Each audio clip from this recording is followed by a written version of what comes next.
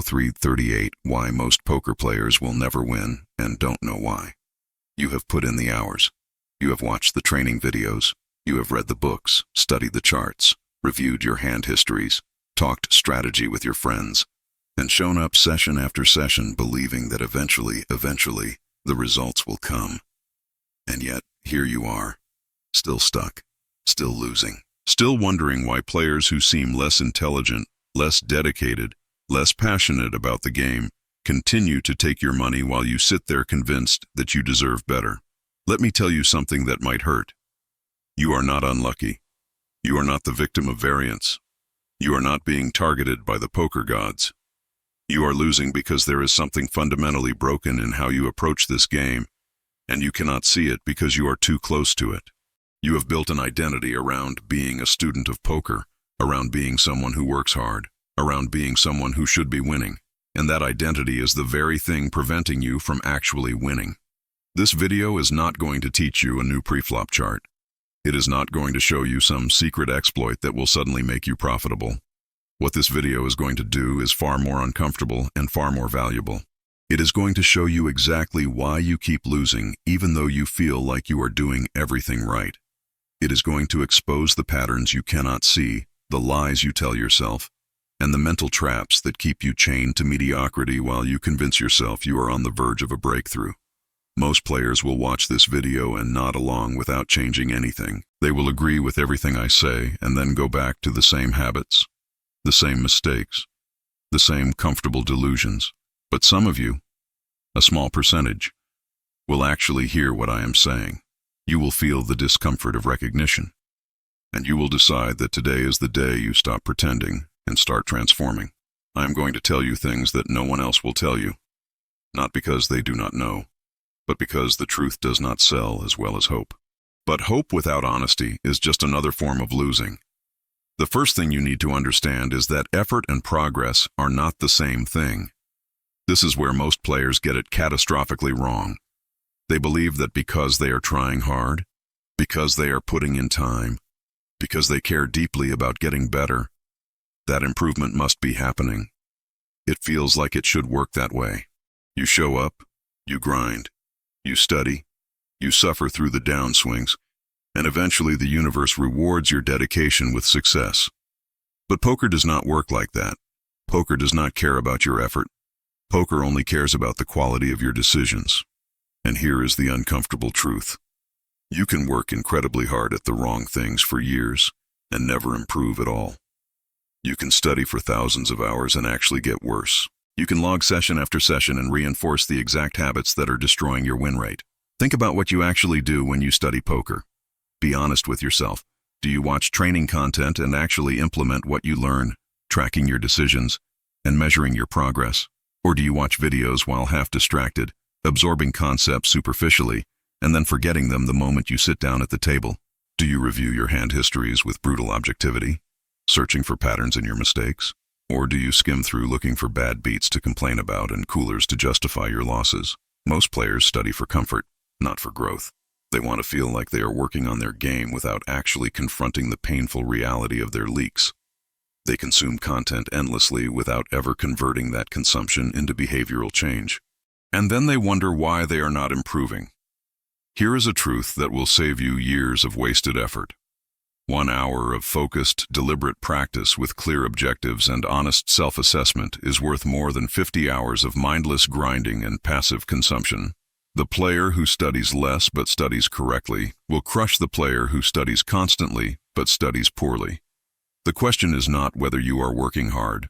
The question is whether your work is actually moving you forward or just making you feel productive while you spin in circles. There is a phenomenon in poker that almost no one talks about, and it explains why so many players who genuinely have the ability to win never actually do. It is the illusion of skill without discipline. You see it everywhere once you know what to look for. Players who understand the game, who can analyze hands correctly, who know the theory, who would beat most players if they just played their A game consistently, but they do not play their A game consistently. They play their A game when they feel good, when the cards are running well, when nothing is triggering them emotionally. And the moment conditions become uncomfortable, they collapse. This is you. Not sometimes, not occasionally. This is the pattern that defines your poker career. You have good sessions where everything clicks and you play beautifully, and you have bad sessions where you make decisions you know are wrong even as you are making them. You tilt, you chase losses, you play too long, you take shots you cannot afford, you call when you know you should fold, and then you tell yourself it was just one bad session, as if it does not count, as if it is not part of your overall results. But here is what you need to understand. Your results are not determined by how you play when you are at your best.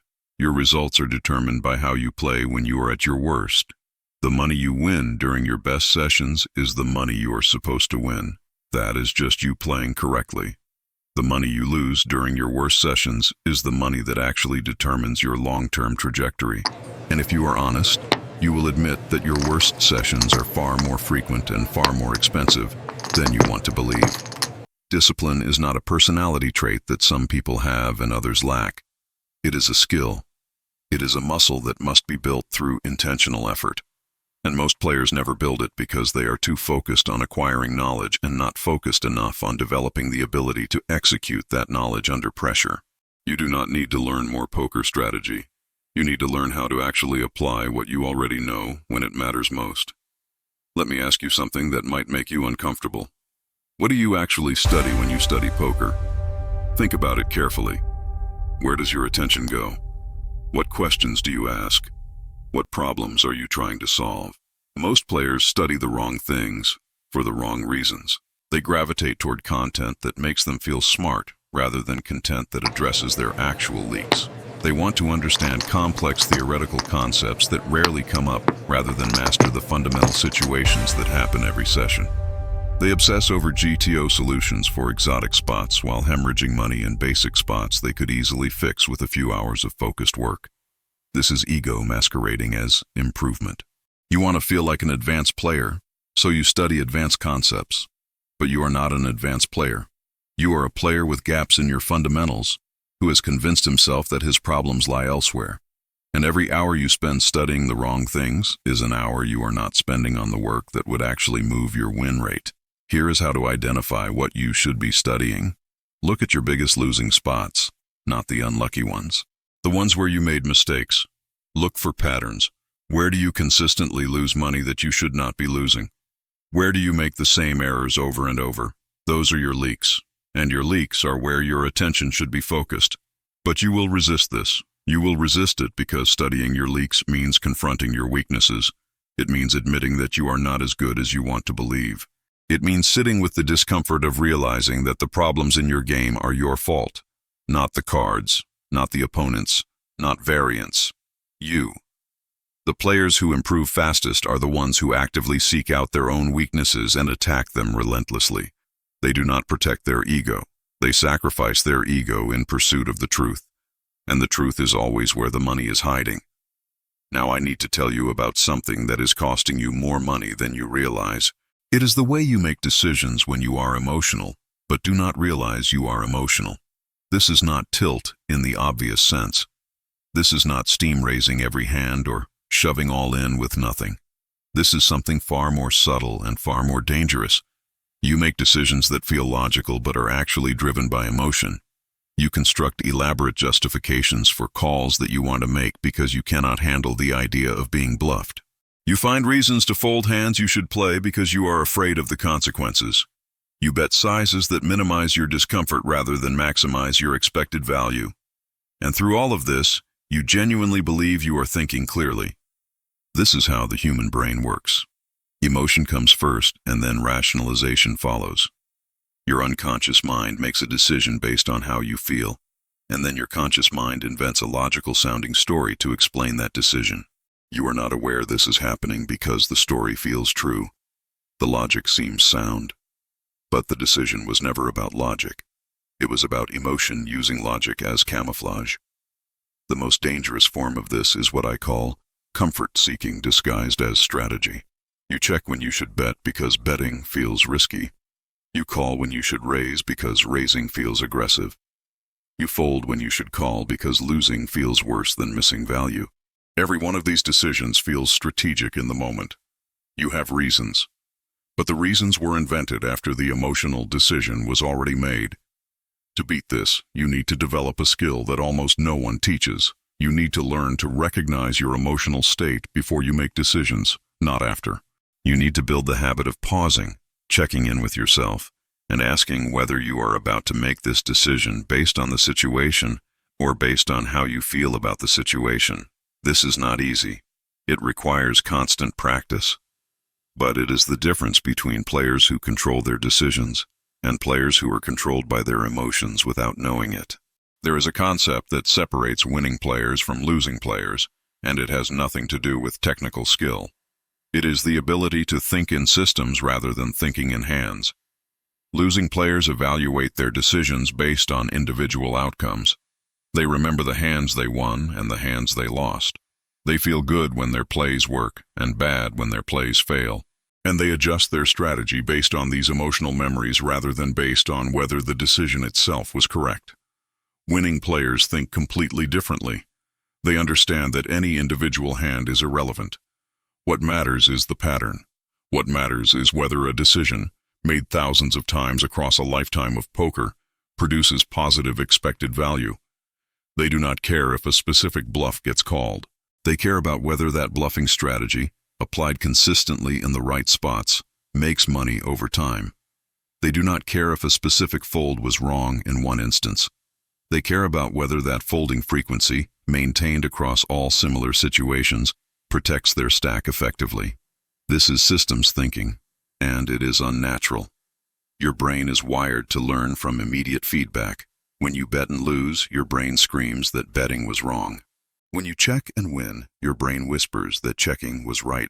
But in poker, the immediate feedback is often misleading. The correct play can lose. The incorrect play can win. And if you let individual results dictate your strategy, you will be constantly adjusting in the wrong direction based on noise rather than signal. To think in systems, you must detach your ego from individual outcomes. You must be able to make a play, watch it fail, and genuinely not care because you know the decision was correct. This requires a level of emotional discipline that most players never develop. They need the validation of immediate success. They cannot tolerate the uncertainty of knowing their play was right even when the result was wrong. But until you develop this ability, you will forever be a slave to variance. You will run good and feel like a genius. You will run bad and question everything. And you will never build the consistent, unshakable foundation that winning poker requires. I want to talk about something that nobody in poker wants to admit. The way you play poker reveals who you really are. Not who you think you are. Not who you want to be. Who you actually are when no one is watching, and the pressure is real. Poker strips away your self-image and exposes your true patterns. Are you someone who takes responsibility, or someone who blames external factors? Are you someone who can delay gratification, or someone who needs immediate reward? Are you someone who faces discomfort, or someone who avoids it? Are you someone who learns from mistakes, or someone who repeats them while hoping for different results? These patterns do not stay at the poker table. They are the same patterns that determine your success or failure in every area of your life. The player who tilts when things go wrong at the poker table is the same person who crumbles when things go wrong at work, in relationships, in health, in everything that matters. The player who chases losses at the casino is the same person who makes impulsive decisions everywhere else. The player who refuses to study their leaks is the same person who refuses to confront their weaknesses in life. This is why poker can be so transformative if you approach it correctly. It is a mirror that shows you yourself with perfect clarity. Every session is an opportunity to observe your patterns, to notice where you fall short, and to consciously build new habits. Most players use poker as escape. They sit at the table to avoid their problems, not to confront them. But the players who use poker as a training ground for self-mastery become different people. They become more disciplined, more emotionally regulated, more strategically minded in everything they do. If you are the same person you were a year ago, you have been playing poker wrong. Not because your strategy is bad, but because you have missed the deeper game entirely. Let me tell you about the most expensive leak in poker. It is not a technical mistake. It is not a strategic error. It is entitlement. The belief that you deserve to win because of who you are, what you know, or how hard you have worked. This belief is poison, and most losing players are swimming in it without realizing. Entitlement shows up in subtle ways. It shows up when you feel frustrated that worse players are beating you, as if skill should guarantee short-term results. It shows up when you take bad beats personally, as if the universe is specifically targeting you. It shows up when you blame dealers, blame sites, blame anything external, rather than looking inward. It shows up when you feel that variance is unfair to you specifically, as if you are entitled to run better than probability allows. Every moment you spend feeling entitled is a moment you are not spending on actual improvement. Entitlement is a closed door.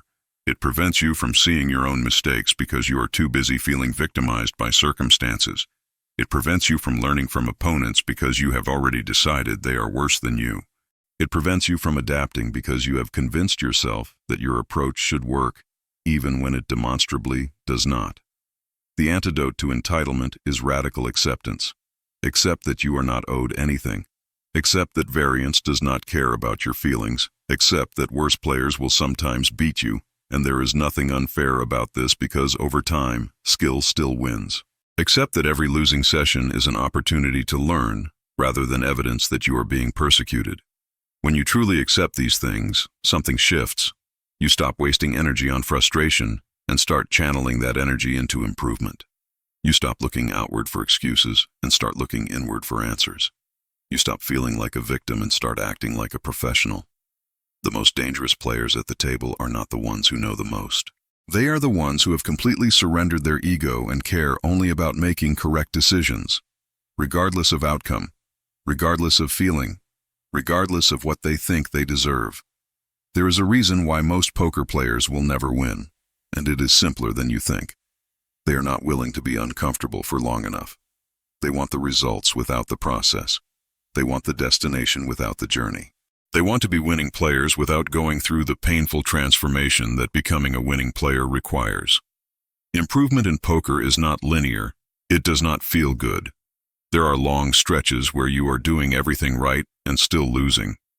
There are periods where you have to completely rebuild parts of your game and temporarily play worse before you can play better.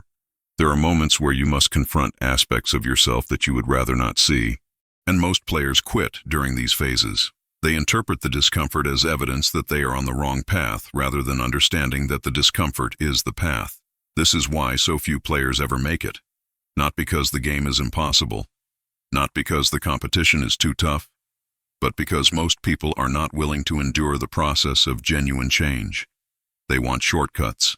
They want quick fixes. They want someone to tell them the secret that will suddenly make everything click without requiring them to do the hard internal work. There is no such secret. There is only the grind of honest self-assessment. There is only the daily choice to show up and face your weaknesses rather than hide from them. There is only the long, slow accumulation of better habits replacing worse ones. There is only the commitment to keep going when every part of you wants to stop. The players who win are not more talented. They are not smarter. They are not luckier. They are simply the ones who refused to quit during the uncomfortable phases. They are the ones who understood that the difficulty was not a sign to turn back, but a sign that they were finally on the right road. If you want to win at poker, stop asking how to win. Start asking how long you are willing to be uncomfortable in pursuit of winning. Your answer to that question determines everything. We have covered a lot, and I want to bring it all together in a way that you can actually use. Everything I have told you comes down to one fundamental truth. Poker is not primarily a game of cards. It is a game of decisions, and decisions are made by human beings with all of their flaws, biases, fears, and blind spots. The cards are just the context. You are the variable. If you want to start winning, here is what you need to do. First, audit your effort. Stop measuring your commitment by hours spent and start measuring it by actual improvement achieved. Identify what you are studying and ask whether it is actually addressing your biggest leaks or just making you feel productive. Second, build discipline as a skill. Accept that your worst sessions define your results more than your best sessions. Develop systems to protect yourself from yourself. Pre-commit to quitting when you are tilted. Set stop losses. Create rules that you follow regardless of how you feel in the moment. Third, hunt your weaknesses instead of hiding from them. Embrace the discomfort of honest self-assessment. Find your leaks and attack them relentlessly. Stop protecting your ego and start protecting your bankroll. Fourth, Learn to recognize emotion before it corrupts your decisions. Build the habit of pausing and checking your state before every important choice. Understand that your brain will construct logic to justify emotional decisions and become skeptical of your own reasoning when the stakes are high. Fifth, think in systems. Detach from individual outcomes and focus on decision quality over results. Develop the ability to make the correct play, watch it fail, and feel nothing but confidence that you did the right thing. And finally, commit to the uncomfortable path. Accept that improvement is slow, painful, and non-linear. Stop looking for shortcuts and start embracing the process. Understand that the willingness to endure discomfort is the single greatest predictor of long-term success. If this video shifted something in your mind, if you saw yourself in these patterns, if you felt the discomfort of recognition, then you are already different from who you were when you pressed play. That discomfort is not weakness. It is the beginning of change. Subscribe to Mind of a Grinder if you want more content that actually transforms how you think. Like this video if it challenged you in a way that felt necessary. And leave a comment telling me which part hit the hardest, which truth you most needed to hear. I read every comment, and your honesty might help someone else who is struggling with the same pattern. The next video goes even deeper into the mental game, into the specific habits and rituals that separate the elite from the average. You are not going to want to miss it. Now close this video and go apply what you learned. The table is waiting, and so is the player you are about to become.